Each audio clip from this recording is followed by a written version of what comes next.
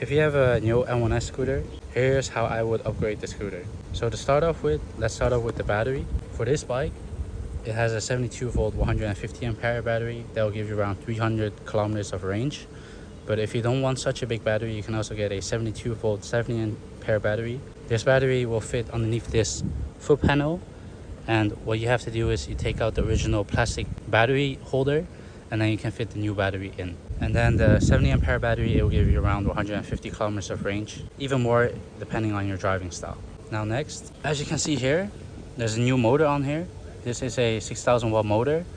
You can also get a 4,000 watt or even 10,000 if you want. And to fit this new motor, you also need a new rear arm, because for the original rear arm, it's only a 16mm axle, but for most upgrade engines, let's say all of them that are higher performance, they're at least 18mm. So I can help you find a suiting rear arm that will look good on your bike depending on your needs. And upgrading the rear arm will also result in you having to upgrade the rear brake.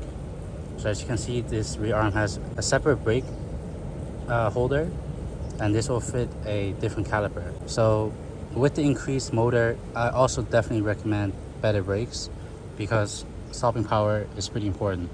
And if you're not too handy, we have a technician service where we can pre-assemble the rear arm, center the engine, so left and right, it will be perfectly centered, and also we will have the brake centered as well, so that the caliper exactly squeezes left and right in a well-balanced position for the disc brake. So all you would have to do is just open up the original rear arm and then install the new rear arm. So then you have your whole back set of the wheel ready. And I would also recommend upgrading shock absorbers. So these shock absorbers, they're adjustable in 2 dimensions. This is the downward force and this is the upward force. Upgrading shock absorber, I think also one of the most important parts of the bike for comfort, because with original you only have one settings, and this one, as you can see, it also has an air tube.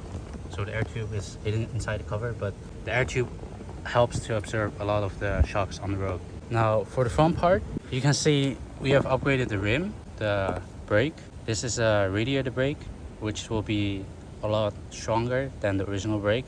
And the shock absorbers also have air tube, and the shock absorbers are also adjustable down and upward pressure, so it will be a lot more comfortable. And we also have a technician service for if you don't know how to center the wheel, or it can be rather hard, then we can also pre-assemble everything, even with the tire on, to make sure that the bike is well balanced left and right. And then we ship it to you as a whole in a wooden box, and you can just simply install it. So the shock absorber makes a huge difference. Not only is it more stable, but the bike is going to brake like this. The shock absorber is very important for observing this braking pressure, but also it makes the bike more comfortable because it's better resistant with dealing with bumps and stuff like that. Now also, we have upgraded the front stem or the steering column to make it heavier, because if it's too light and you're driving very fast, let's say 100 kilometers an hour plus, then the bike's gonna shake very hard, and that's really dangerous because you might get like a death wobble or something, you know, if you hit a bump or something, the bike. Some more accessories regarding comfort. This seat is definitely the best seat that is available in the market. It's super comfortable, and you really underestimate how much of a difference a comfortable seat makes. So if you have like the original seat, it's very thin, and then when you hit a bump, even if you have new shock absorbers, you're still gonna feel the power of the bump straight through the bike into your body, let's say. But with this better seat, it's going to be a lot more comfortable. And as you can see, it looks really good. Now for the steering column, you can upgrade the steering bar. Now the steering bar, what difference does it make? It just adjusts your driving position. So let's say with this bike, when you're driving and you brake, if your hands are more narrow, then when you're braking, you have to exert more pressure on your arms. With this wider steering column, if you brake hard, your arms can support the bike better. And also personally, I just think it looks a lot better than original, and it gives the bike a more unique look to show, you know, this is like really your bike. Now these are the master cylinders, so basically the brake levers. Once you upgrade the brakes, you want to have more stopping power, and these, what's so special about them is they're adjustable. So as you can see here, you can like increase the stopping power. So if you want to brake really hard, You can adjust these to be stronger or looser, whatever your preference is. And I think the brake oil holders, they just look very cool compared to original where it's basically integrated. Also, these brake pumps, from a physics standpoint, they're called direct push master cylinders because when you're braking, the power goes directly in, rather than with original, you're basically braking but the power is going sideways. Now, some other useful accessories I would recommend upgrading: the headlight. It's super bright right now, but this headlight is super bright, and as you can see, it also has a hexagon pattern inside. But even if you listen to this, when I open the front headlight, so let's say you're driving late at night or somewhere not well lit, if you cannot see well what's happening in front of you, I think it's very dangerous. Maybe you hit a pothole or some there's some obstacle on the road, you might not even have seen it. Now also, we have this dashboard available. I've talked about it many times, but basically you can have CarPlay on it. So maybe you have something like Google Maps where you want to display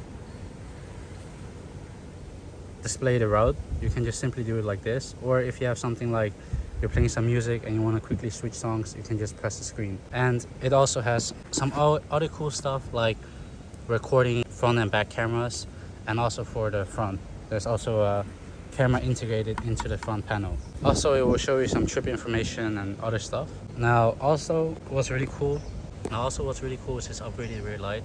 So it has a matrix effect where when you turn, for example, left to right, the blinker will be going like this in a flowing motion. So here I can show you.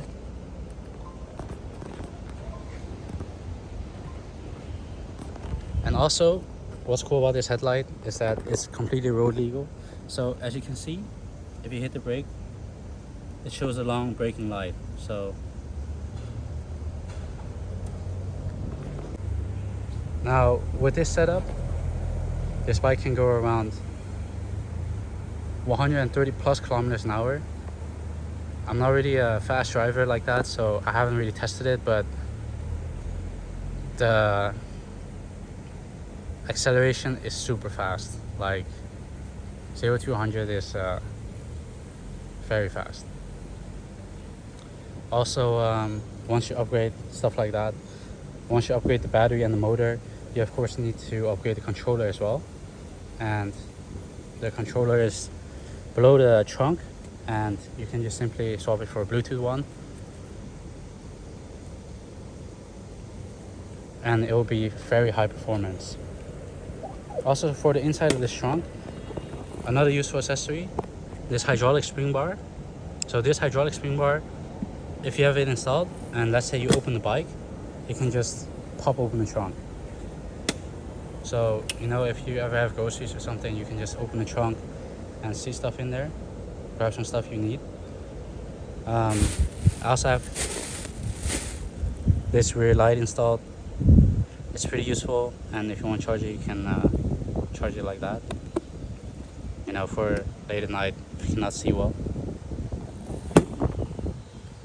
So yeah, if you have an N1S and you want to upgrade it similar to this bike or something else you have in mind, like different colors, we can help you out with whatever you would need.